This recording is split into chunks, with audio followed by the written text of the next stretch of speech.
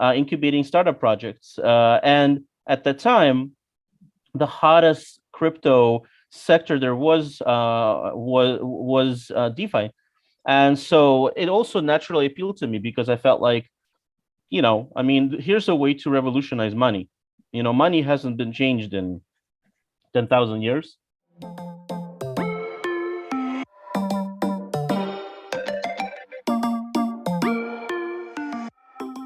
How many times we have wondered the complexity of blockchain and Web3 and got in a rabbit hole figuring out the different apps and protocols in the Web3 stack.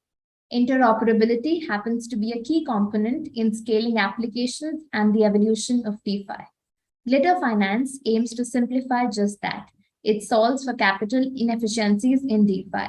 Glitter Finance aims to smoothen the way through current technical and psychological barriers by providing user-friendly, streamlined architecture so that everyone feels good investing and surfing the crypto wave. Today, we have David with us to talk about Glitter Finance. David is the founder and CEO of Glitter Finance. He's a long-standing entrepreneur in the crypto and DeFi space, and not to miss, he's also a violinist, composer, and a music manager. We welcome you to CuratedX, David. I used to be a musician, but yes. Lovely. Good to be here. Absolutely. It's good to have that side as well awakened. But nonetheless, welcome to CuratedX. I really look forward to an enriching conversation today. Cool. Lovely. So let's get the ball rolling. And I'd like to know, what was your first take with Web3 and how did you venture into the digital asset space? Sure. So I used to work as an inside sales, business development, executive professional within the tech space. And, I would run into blockchain at first, really doing some freelance work, getting leads for high-tech companies. It was kind of always a mystery to me. The name didn't really make any sense. But my job was really just to get business leads for big companies. So I kind of stayed away for a while. And then eventually, during one of my many job searches, I kind of was hired by an Eastern European blockchain marketing development agency. I then really had to understand what the heck it is, what it does. I was really kind of intimidated at first because I was used to selling either SaaS or highly engineered like cable products. So one of those evenings when I was trying to wrap my head around it, I actually asked my wife to go online, read what blockchain is, and tell me what the heck it is because I was freaking out. And then finally, I eventually she kind of like digested the information, told me what it is. I calmed down, and pretty much at that point, that's when my career in blockchain began because I started to be able to actually kind of at least internally understand what it is. And so yeah, that's how I got into it. Lovely. That's very interesting. But yeah, I mean, for most of us, it's been just getting into the space, okay, and now figuring out what is essentially happening here and how do we find our way through it. So yeah, Exactly. just probably now digging deeper into your Web3 venture, if you can walk us through Glitter Finance, the objective with which you started it, and how did you decide that this is the idea and business model that you wish to work on? Sure. So kind of moving forward from that time when I couldn't figure out what blockchain was, and my wife helped me out. I started working in blockchain, and I would periodically speak to my wife really about what I was doing, and I was incredibly frustrated by how difficult it was to comprehend, also how incredibly difficult it was to use, how unintuitive it was for the most part. And so one of those days, I think my wife got really tired of me complaining and whining. So she said, why don't you just create something that's really easy to use and streamline it instead of complaining? So that kind of started to create an idea in my mind of why don't I do it? So I went to my, at the time, business partner, and I said, let's create something that's easy to use and that's streamlined. And those guys were very much deep techies. And they looked at me and they said, nah, this is such a stupid idea. So that's pretty much how my business relationship ended with those guys. And eventually I kind of moved on, created my own agency, and really I got bored of selling development and marketing. And so because I'm very much an entrepreneur at heart, I'm very much like a startup guy. And so I basically converted my agency, much to the kind of chagrin of my business partners at the time, into an incubator. I basically persuaded them to go to stop doing marketing and development and go into incubating startup projects. And at the time, the hottest crypto sector there was DeFi, and so it also naturally appealed to me because I felt like, I mean, here's a way to revolutionize money. Money hasn't been changed in 10,000 years. You know, so I thought it was extremely exciting. My business partners didn't think so; they thought I was insane. But eventually, I just kind of pushed them into it, and right away, I really started to focus on usability, the connection between the product and the end user, how to make it a really streamlined, a product that really kind of changes things, changes the status quo, but does it in a way where people like to use it, you know? So my whole goal was to kind of do what Google did with internet browsers, as a compared to like Yahoo, This is kind of where I felt where the tech was at the time. And I really, and to this day, this is what I'm working to do. This is what I think should be done. Great. And I like how you mentioned what you're trying to achieve with it, because this is what we're looking at, right? If we say that we need to onboard the next billion users to Web3 or the crypto world, we need to simplify it to an extent that the masses understand it and really make it a smooth end-to-end streamlined experience for them to be able to get into this space as well. So yeah, go ahead. Yeah, I completely agree. I mean, for me, it's not a commercial thing. It's much more of what is relevant in society, right? So for me, the spice of life is disruption, positive disruption. That's what I love. That's what makes me get up in the morning. And so, yes, I love making money. Everybody likes making money, but at the end of the day, there has to be something more there that motivates you to keep doing something. So for me, if technology is not usable in everyday life to everyday users, then it's not relevant, So that's what I'm focusing on in blockchain. I want to make blockchain relevant, For the most part, even now, blockchain is not a relevant technological product to humanity as a whole, because if you look at, and I don't know, 7 billion people in the world, I would say if there is 500 million people using blockchain, then we're doing really well. But I don't think there's that many, and then you can go even lower and lower in terms of those people that understand different coins, different blockchains, and then those people that can trade DeFi. There's very little people that can use the current product lines the way that they are. So to me, the relevance and the relevance that happens when you really disrupt is what's interesting. Definitely. And there definitely is that huge gap. I mean, going back years, how we considered the internet of the 1995s or the entire Web2 world of using Googles or Yahoos of that time. How do we make it simplified, and how do we reach that era where people feel, okay, this is the way of life, we are comfortable using it, which is, I think, exactly where your point of relevance also comes into play. So just probably taking up from there, David, we understand tokenomics is an important consideration while building the project, as it paves the right way for funding and the long-term success of the project as well. So what does the tokenomics look like for your project, and what stage is the project currently at? So I think it's important to understand that in terms of the XGLI, which is the token, the bridge token, or the token associated with Glitter Bridge project specifically, what happened was that we ended up changing the tokenomics and drastically redoing the functionality of the token, because at some point during the growth of the project, we just realized what we had on our hands wasn't going to work, period. There were multiple problems. First of all, the tokenomics were done when Glitter was supposed to be a bridge between Ethereum and Solana. I actually took the project out of the Ethereum sphere and went into Algorand when we got the grant. When you start to build an Algorand and a bridge between Algo and Sol, you're talking about two non-EVM compatible blockchains. And furthermore, you're talking a lot less open source code.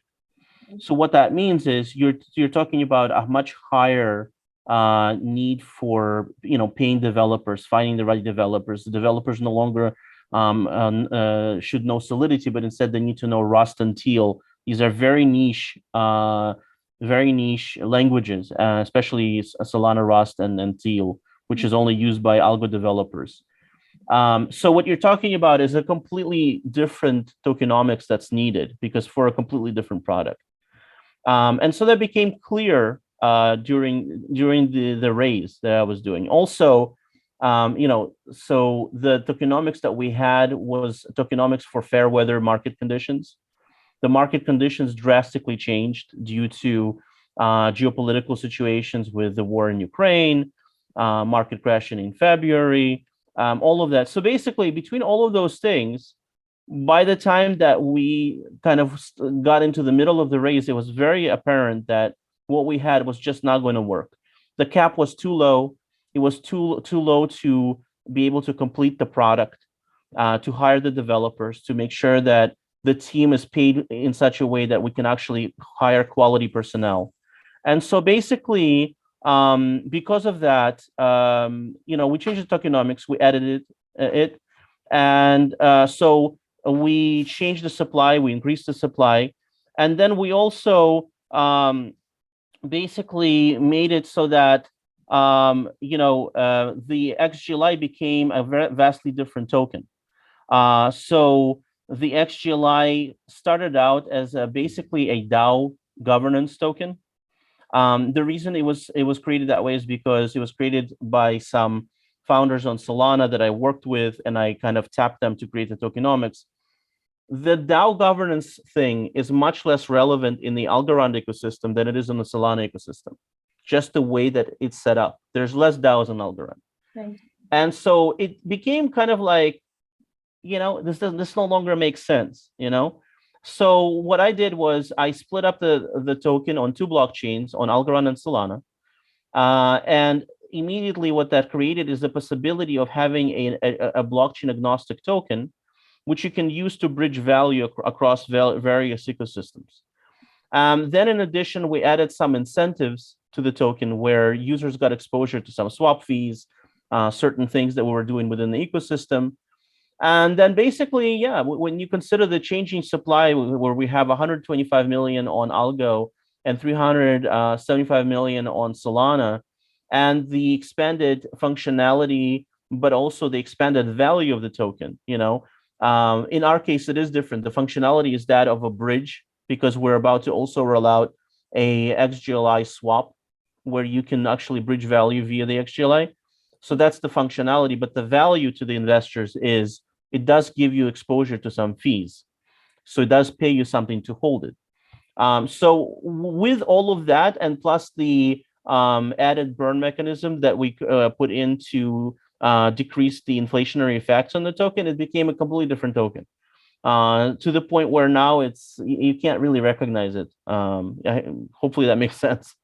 No, that definitely does. And it's interesting how you mentioned that you were working on your toes and you figured out, okay, market conditions are such, or if this is not working out there, and then you figure out, okay, what is the workaround that we can work with instead of just making things happen, ensuring that you make it happen the correct way, which is also very important step that you need to take through your journey. So I just like yeah.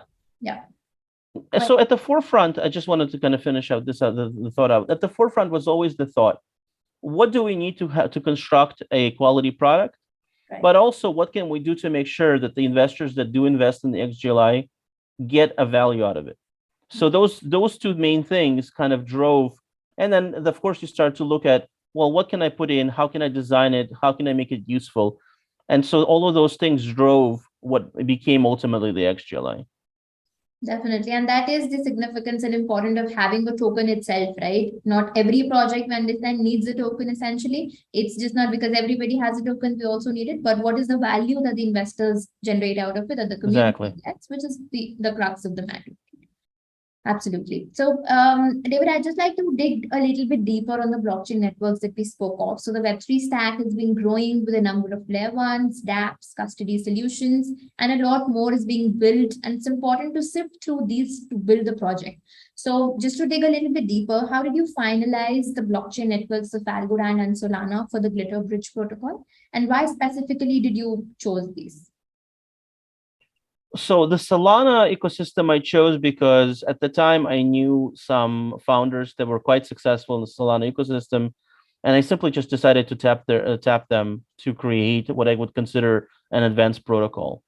At the time, it was kind of a funny situation. I knew that I wanted to create a startup.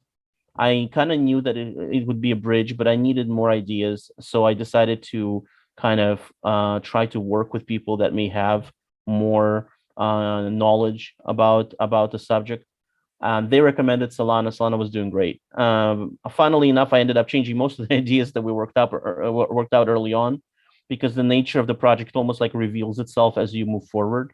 It's a creative process, but yeah, basically Solana happened because I just knew people in the network, and it was really hot, and it seemed like it was a really good idea. With Algorand, it was because I knew the ecosystem, having been an advisor in a couple of projects. I knew that Algo was a very quality product in terms of the blockchain, but I also knew that Algo had, at that time, almost no interoperability in it. So from a business perspective, analyzing, well, which ecosystem actually needs a bridge? You know what I mean? Because not all of them necessarily do. And even the ones that do, many of them, as a small startup, you don't want to get into it. Because, for example, let's say we were building a bridge on Ethereum. Well, Ethereum already has like 3 to 5 bridges that are great and work great and connect them to everywhere. Right. What would be the business point of a tiny startup getting into that? On the other hand, Algorand had nothing like that. And so basically, it made total business sense to plunge into Algorand. There was also an added benefit, because it was a legitimately incredibly difficult product to make. To combine Teal and Rust, to the point where there was a very strong chance that if we did complete the project, we wouldn't have many competitors anyway. Maybe one, maybe at some point somebody else would, maybe two at some point, but it wouldn't be easy. You know what I mean? It would be very difficult to compete with us. Right. So I felt like that all of those things kind of spoke towards the idea that it's a good idea. And, I like the challenge. I like the idea of creating something nobody else was doing. And so that's ultimately how this happened. Definitely, and it does make total business sense, right? Considering you picked up on an ecosystem, on a blockchain which needed that interoperability, which actually needed that bridging mechanism, which Ethereum already has. And I mean that's essentially the thought of an entrepreneur, where you figure out, okay, this is the gap that we really need to solve for, which will help us scale the business to greater heights and take up that challenge, see how it works, and on the way keep correcting things as and when it's needed, and then taking your story to success. That's I think really interesting as well. There was another thing that I came across, which was just going through the white paper and a little bit more detail about Glitter Finance as well, where I came across something called as multi-channel revenue strategy that you have in the business model. So if you can walk us through which are the different sources of revenue in the project that you're looking at. So obviously we have a bridge fee, the basic bridge fee. That's really our first source of revenue. Right. We are about to also create the XGLI cross-chain swap. That's going to be a swap revenue. We are also planning to create a USDC swap. There will be some percentage there that will go towards development. Outside of that, we're creating other products. For example, we're releasing a Solana mass token distribution system, which we actually created for ourselves, but ultimately decided that maybe we can commercialize it. There's some revenue coming from that just to use it. And so yeah, I mean, I would say every product that we're creating has some sort of a small gas fee slash commission attached to it. And obviously, we're not PayPal. We're not going to take, those kind of those kind of funds from users. But the more products you create that actually have value, the more revenue streams you get. And so that's kind of the point here, is to create a suite of products that's actually useful for the community. People use it, and the company gets some development funds from that. Absolutely. So maybe now just moving a little ahead from the project in terms of general crypto world. So with the recent market turmoil, we've seen a massive drop in yields and DeFi TVL across protocols compared to maybe what it was 6 months back. So what are some of the challenges that you see upcoming in the DeFi space, slowing the growth of these applications? Well, I don't think that it's a slower growth in DeFi. I think that it's a slower growth across the board. I mean, global economy is slowing down. You have an incredible bank crisis and real estate crisis in China. You have to a large extent, the downfall of tech stocks. Yeah. You have war. You have drought. You have food shortages, disruptions of supply chain. None of these things have anything to do with crypto, truly, and they impact the world much more than crypto. In crypto, we had our own calamities. We had the destruction of the Ethereum ecosystem, which was just one of the worst things that ever happened to the crypto world. You had different hacks from time to time. You have tightening regulations, regulators going after Tornado Cash, for example. But really, compared to what's happening globally, I mean, we are, this is just not comparable. So I would say the issues are global. They will affect crypto. But ultimately speaking, I think crypto is actually one of the least most affected markets. Compared to, let's say, agriculture or real estate or whatever it is. The euro just fell to the same, I think, slightly below the dollar today, if I'm not mistaken. You're right. So I mean, come on, that's a calamity. And the whole point of the European bloc, the whole point of them connecting to each other was to be a stronger economy than pretty much anybody else. So that happening is, so for if we're talking about crypto, compared to that, we're all right. You know what I mean? We're not great. There are definitely some calamities happening, but it's not like that. Definitely. If that makes sense. Yeah, it definitely does. And just to add to that, I think the industry itself or the space itself is still in a nascent stage. We're still growing, we're still getting used to the technology, trying to disrupt the technology in ways that we can. And every new technology, I think, has its breakouts, its fallouts. You come up, then you go back. So bear markets, I think, are just a part and parcel to see what really stands the test of time, what is here to stay, what are people actually building, which will have value going years down the line. So just to add on to that, I think that also suffices in how we're seeing the global markets reacting to it. Yeah, I mean, look, it's a natural human emotional cycle. People get very enthusiastic about something. They get they become super, like super believers in something, and they go with that energy. And at some point, we realize that we're not invincible, and we get scared, and that's a bear market. And that's how humanity, kind of acts as a whole. Unfortunately, there's still no way to fully prevent fear and panic, and there is no rational reaction among traders to fear and panic still. And so you get bank runs, and that compounds the issue. But ultimately speaking, it is the ebb and flow of how people feel. And it's I think it's reasonable to think that when you have the bear, the bull will follow. So absolutely, definitely. And probably another thing that I'd want to talk about is about the whole concept of community in Web3. So what is your view on the need of a good and a strong community for any crypto project? So it's incredibly important. Community is really the only thing that buffers a project and prevents really many calamities from happening. For example, a project can easily be targeted for FUD on on Twitter, for example, for various reasons. Somebody's not happy. They start to tell all their friends that they're not happy. Shocker, many times those people are not logical. Many times there's a misunderstanding. And yet they're already impacting the project in a negative way. Well, the only way to counteract it is through community. Community has to come out and be like, no, like, dude, you're wrong. This is not right. This doesn't sound right. We don't support it. You need to think again about what you're saying because this is defamation, this is wrong, etc. A company, yes, as a company, we can sue a person that defames us on Twitter, but you look bad and it's hard. On the other hand, when you have an active community, you are protected. The project is protected. And that's really the whole point.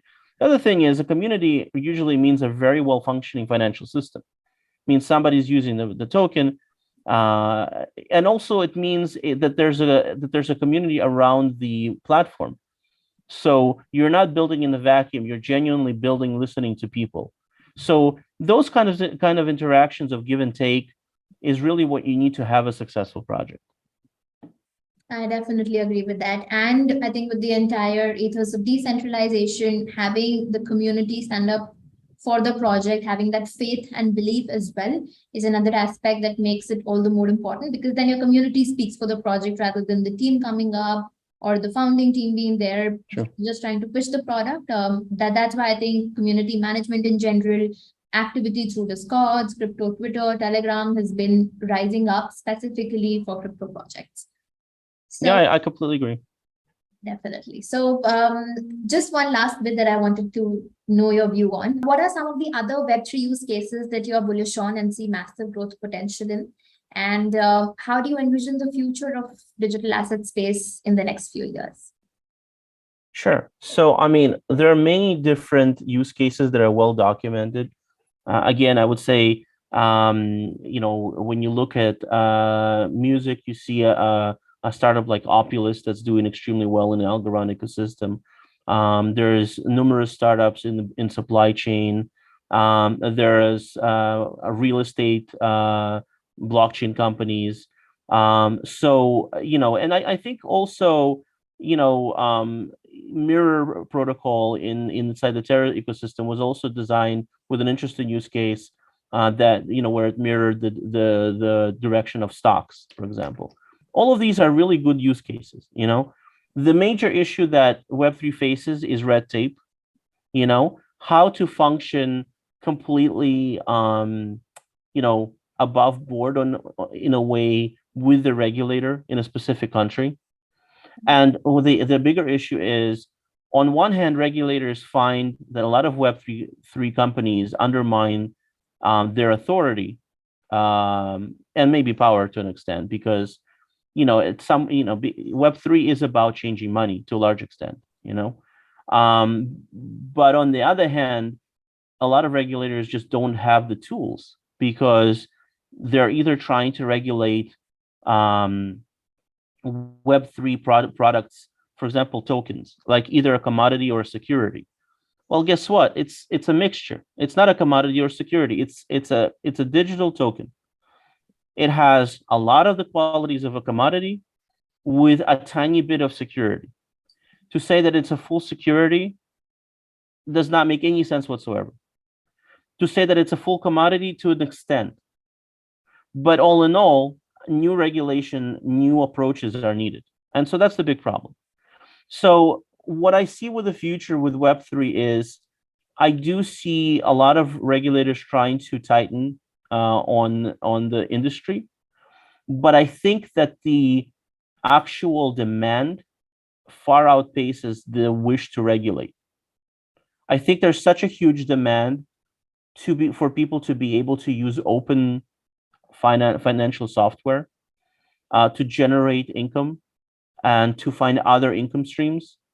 I think there's such incredible demand in third world countries to have access to real stable coins that are not necessarily attached to banks, because, let's face it, the same banks that, created inflation crisis in those countries. So there is sufficiently strong demand for these products. The future, I think, is in innovation. Technology has to become more stable, but at the same time, I think that there has to be some way to reach some sort of a understanding with regulators globally, where when they see innovative money companies or companies that innovate money, they don't immediately start to go, oh no, oh my god, oh my god, oh my god, what's going to happen? It's like a conniption, and all of a sudden you get like crazy regulations, like taxing somebody 30% for a crypto withdrawal. I mean, come on, seriously? That's not going to change the fact people use crypto. That's going to drive crypto underground. So it's one of those things where it's like different parts of society have to come to terms, basically, with a very, very disruptive product. And so I think that's what the future is.